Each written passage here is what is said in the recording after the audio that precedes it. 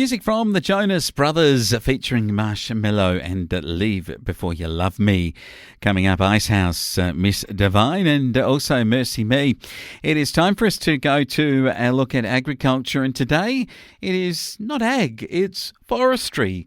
And we note that we do quite a bit of work with agriculture and also into horticulture, the wine industry earlier in the week, even in the fishing industry, but don't often get onto forestry, and it is part of that portfolio of where monies are going to be made, GDP and so on for the future. And that Aussie sawmills are leading the employment surge in timber industries. This is great news that with Australia's timber framing sawmills increasing employment by up to 25% to meet demand fuelled by the COVID-induced building boom, according to a new analysis by the Australian Forestry Products Association, the AFPA. Now, I know that this is an important thing. Making frames in Keith in South Australia is a big framing company in operation there that do a magnificent job of employing a lot of local people in that part of the world. And then you think about how we've got a lot of the forests through Victoria, New South Wales and in South Australia and the southeast, and up in the Adelaide Hills, Mount Crawford, plus forestry that does occur into the southwest of Victoria. And the AFPA's Chief Executive Officer, Ross Hampton, has said forest products processing in Australia is booming, with the insatiable demand for Aussie-made sustainable building products.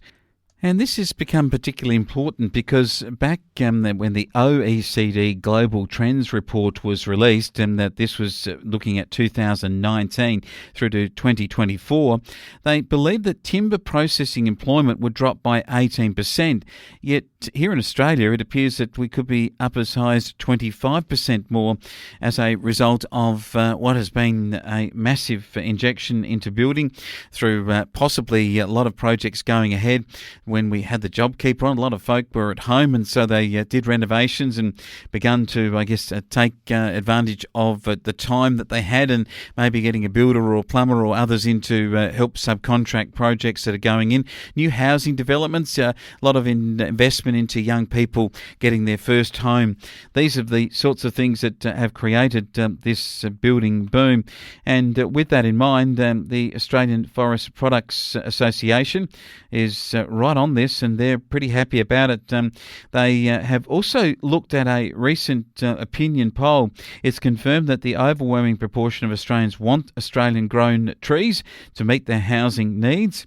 And in Australia, we're producing essential products of the highest environmental standards, and it supports tens of thousands of regional jobs across our country.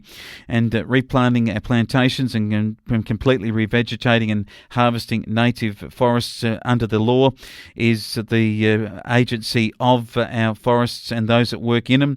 I mean, there have been a lot of issues. I know in Victoria, a lot of law changes that have affected forestry, but overall, it looks like it's an industry that needs to grow and should continue to grow. And sawmills should be something that we consider as a very important part of what we do. I know up in Jamestown in the SA Mid-North, the Bundaleer Forest sawmill was one that was so important for employment at Jamestown.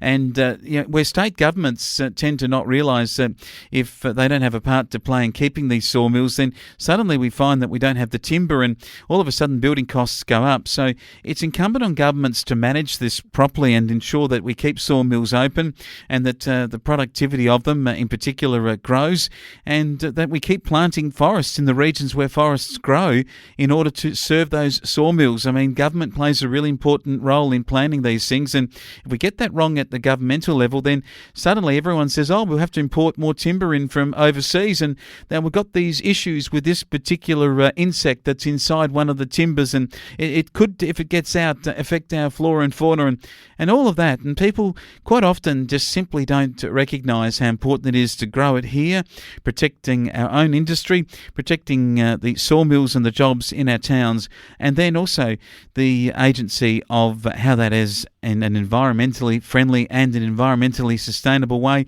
The beekeepers and others that let their beehives go in these areas, all these things are important to the process of maintaining our forests.